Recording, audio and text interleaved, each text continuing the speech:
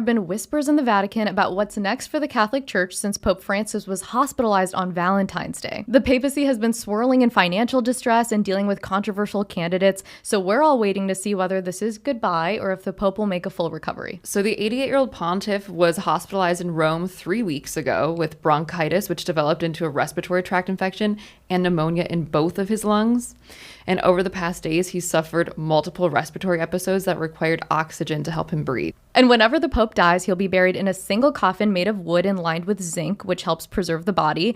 And actually, last year, Francis rewrote and simplified the Pope's traditional funeral rites, which was like a really big deal, like reducing the number of coffins popes are laid in from 3 to 1. Francis has rejected a lot of the extravagance that comes with the papacy. Like, instead of the classic kingly silk cloaks and red shoes, he wears a very understated all-white cotton and wool garment. And he chose to live at the Vatican's guest house and take meals at the communal cafeteria instead of live at the apostolic palace like most popes did. So he seems to frown at a lot of the glamour that's usually associated with being pope. He's a real outsider at the Vatican. Like, he took over in 2013 as the first non-European pope ever, being from Buenos Aires, Argentina. He's also known as the most progressive pope. He told members of the Pontifical Academy of Sciences that he supported the Big Bang Theory and evolution, saying that they don't disprove the existence of God. Yeah, that's crazy. He's also well known for accepting gay people to attend the church and even advocated for same-sex civil unions. He's even cracked down on church corruption and excommunicated like very popular members of the mafia, which even got him death threats. He also announced that priests around the world would be allowed to forgive the grave sin of abortion, which is obviously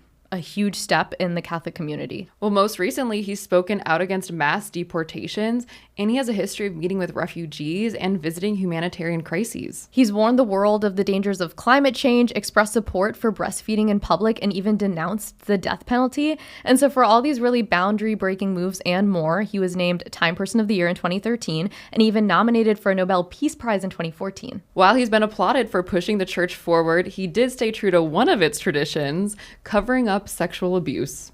So in 2018, he faced massive backlash for appointing a bishop who was accused of hiding the sexual abuse of minors by another priest. Francis then called for an investigation which confirmed the sexual abuse claims, leading to the bishop's resignation.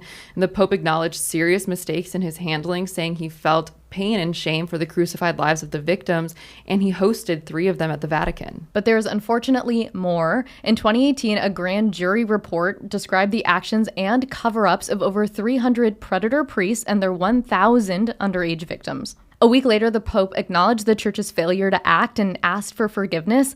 But then an archbishop published a letter accusing the Pope himself of covering up sexual abuse reports by a cardinal in D.C. And then right after that, the Pope's own financial advisor, Cardinal George Pell, had been convicted of sexually abusing 2 13-year-old boys. Well, he has taken actions to stop these crimes from being concealed in the future. So he abolished the rule of pontifical secrecy in matters related to sexual abuse, which basically removes the classified or confidential status. But bringing it back to current day, the scandals aren't quite over. So recent reports have unveiled that the Vatican is going through a bit of a financial crisis. Its debt is estimated at $87 million, which is one of the largest in Vatican's history. And 3 days before his hospitalization, Francis ordered the creation of a new high-level commission to encourage outside donations to the Vatican, which a lot of senior cardinals actually argued against because they worried it would introduce conflicts of interest to the church. And there really aren't many ways for the Vatican, which is its own country, to make money. It's mostly through donations, tourism, and its own investment portfolio. So hopes are that the big jubilee this year, which is going to bring 32 million people to the Vatican, might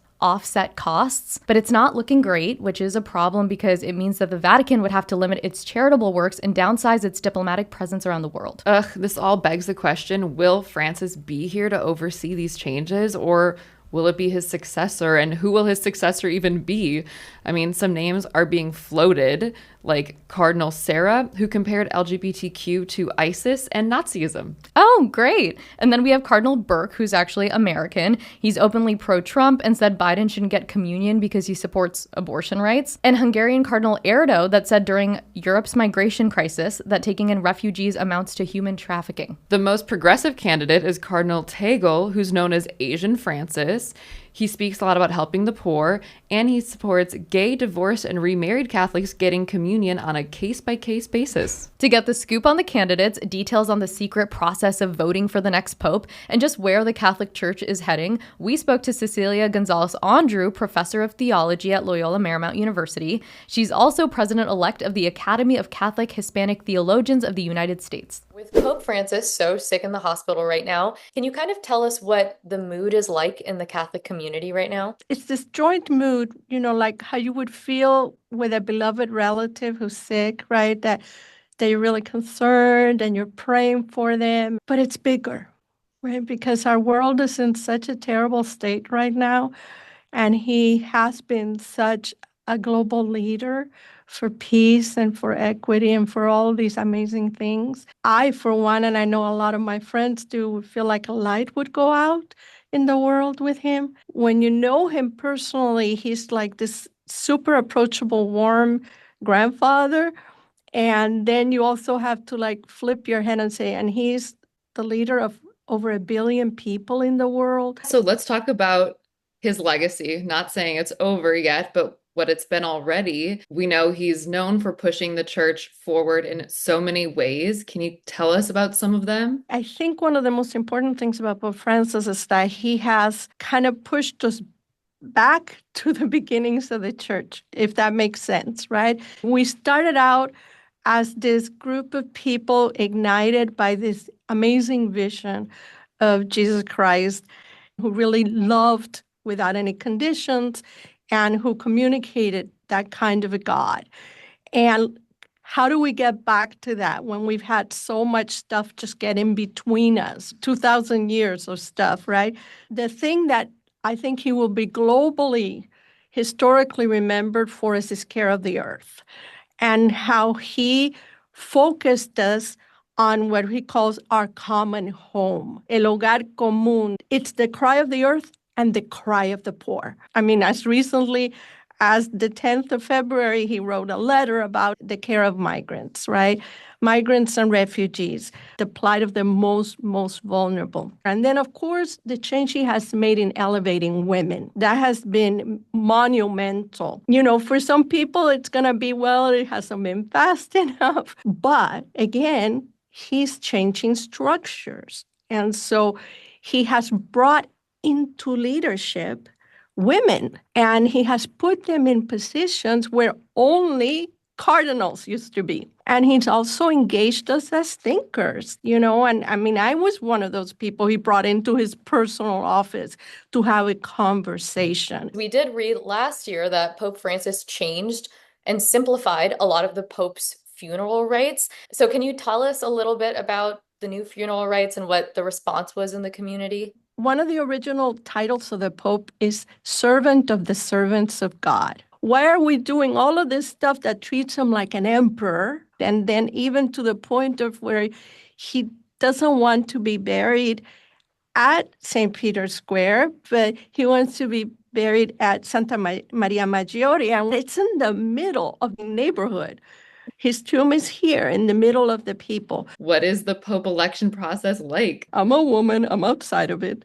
But the cardinals of the world who are under 80 years old. Pope Francis has actually created 95 of them.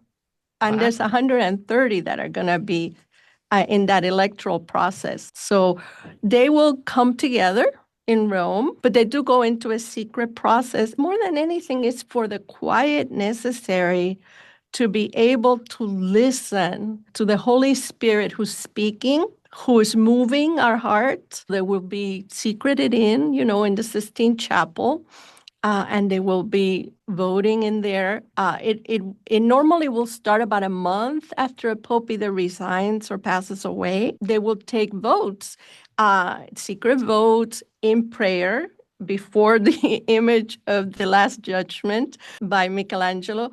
No more than 4 votes in a day. And we have to ask, did you happen to watch the movie Conclave? Unfortunately, very timely with what's happening in the world. So there's a lot of interest in is this really how voting for the next pope happens? How accurate do you think the movie is? I didn't only watch it, I read the book. Oh, amazing.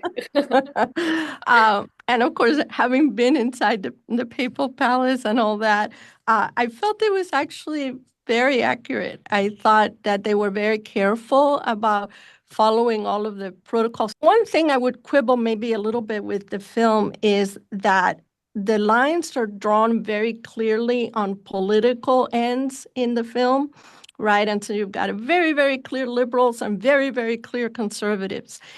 And I think it's more nuanced than that. Even reading Pope Francis, right? He could sound as both a conservative and a liberal in one paragraph.